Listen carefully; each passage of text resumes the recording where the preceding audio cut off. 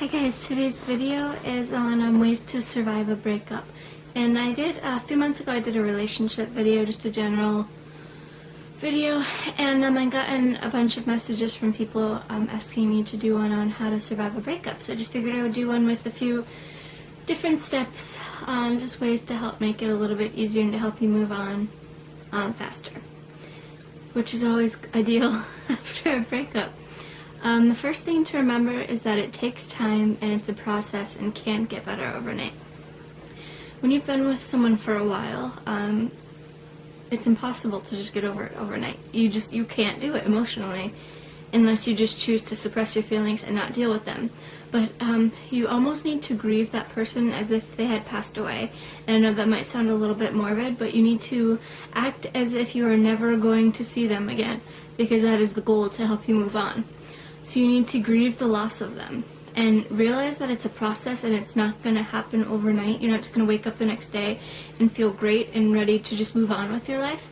It's a process, so don't be hard on yourself if the next day you wake up and you're freaking out because you always text them in the morning and you can't and you don't know what to do with yourself. Just don't be hard on yourself. If you make a mistake and text them, something happens, it's okay. It's a process. It's not going to happen overnight, but you need to just keep telling yourself that. The next one is take all specialness away. Stop wearing any gifts that they've given you, whether it's jewelry or your favorite hoodie that they gave you, or sandals, or anything. Stop wearing gifts. Take down pictures of them around your room. Anything that reminds you of them, take it down. And if you have a special alert on your phone that tells you when they've texted you, whether it's like a special color that blinks or a ringtone that goes off when it's them, when they text you or call you, take that off and make them the same as everybody else, if not less than everybody else on your phone. So when your phone goes off, you're not constantly looking to see if it's them. You won't know. So you won't be rushing to stop whatever you're doing, because then that has that connection with them still. And that's not healthy, and that won't help you move on any faster. So take all specialness away, and it will help you, I promise. The moment that I've stopped doing that in the past for people, it changed a lot.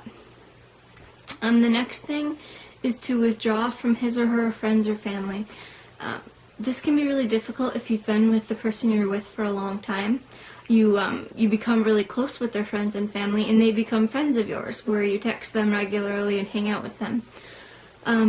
Withdraw from them as much as possible.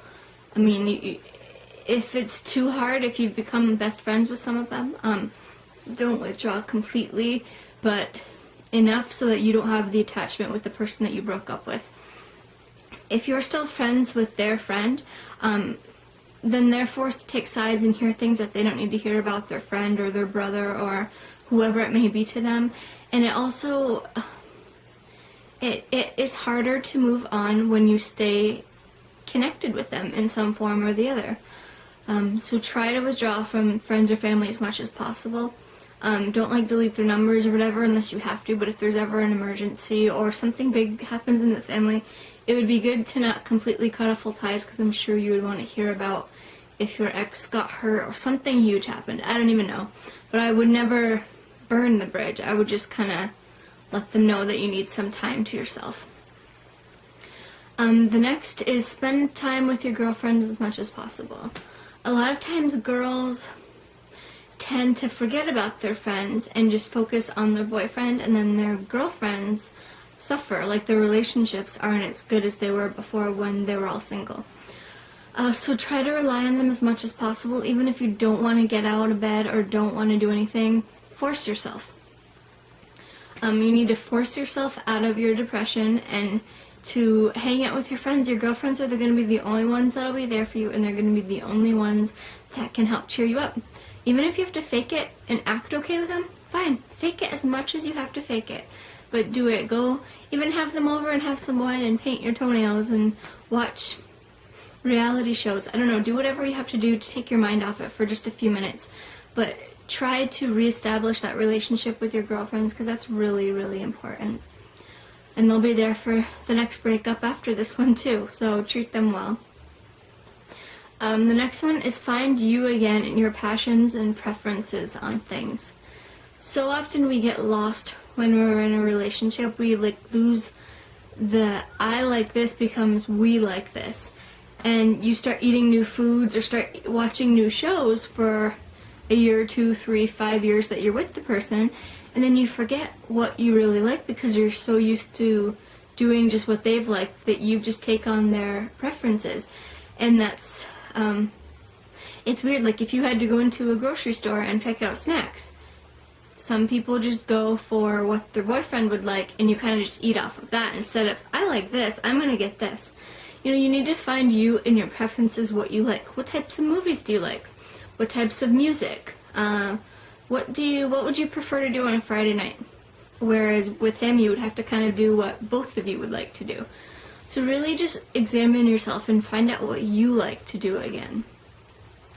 The next one is find a new hobby or interest. This will just keep you really busy.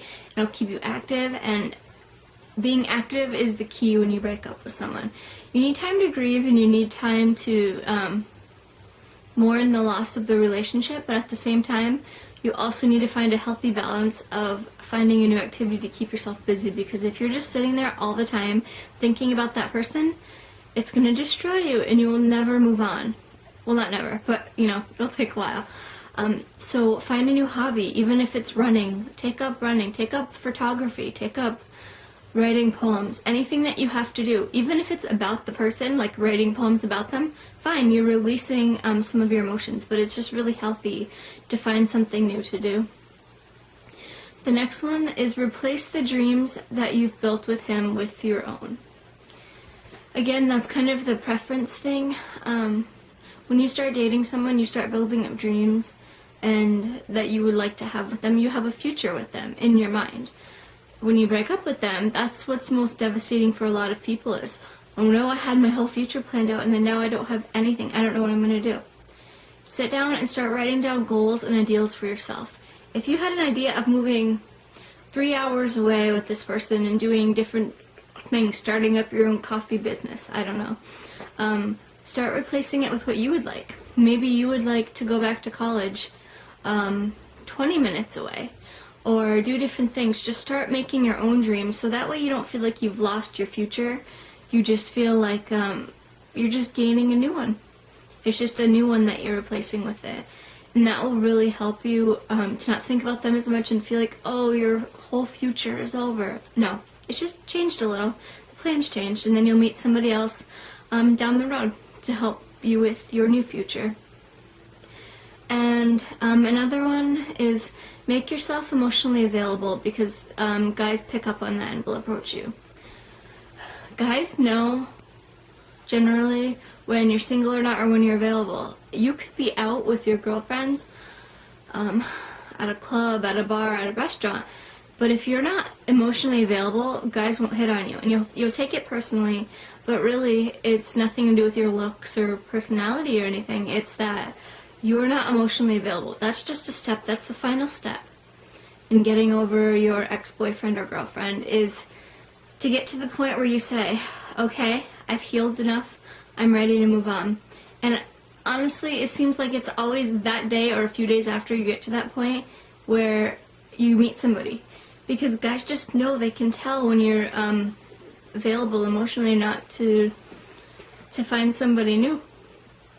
So these are just some basic things that I thought of that have helped me in the past, just to get over different people. Definitely take all specialness away, and it'll help. Just even the act of throwing away things that they've given you is it helps, because if you just hold on to every single thing that reminds you of them, you'll never fully get over them if they're always around, if they're always with your friends. And so, yeah, it's needed.